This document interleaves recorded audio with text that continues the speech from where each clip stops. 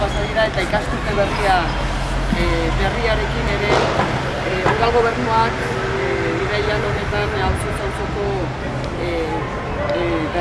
bilerak eta egingo ditugu aurrerantzean. Ezinbestekoa dugun hartu eman horretan herritarrekin auzoko bilerak bilera sorta egingo dugu irailean, eta bilera sorta horietan bakoitzean hiru gai nagusiri errepasoa emango diegu.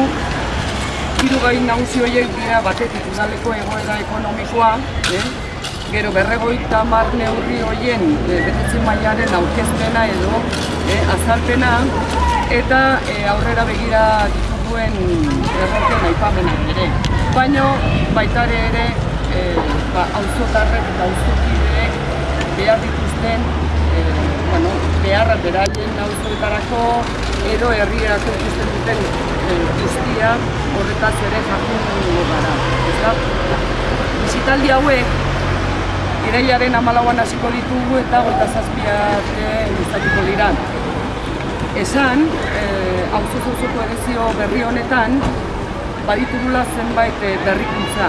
Besteen artean bat espazio irekiteara egingo ditugula orain arte eraikin ofizialetan edo elkartetan edo gune itxietan egiten dugu, eta orain honetan gune irekitera edo zabalduko dugula bilera. Noski galdia baimentzen badigu, bestela ere leku itxietara eta informatuko da nun izango diren.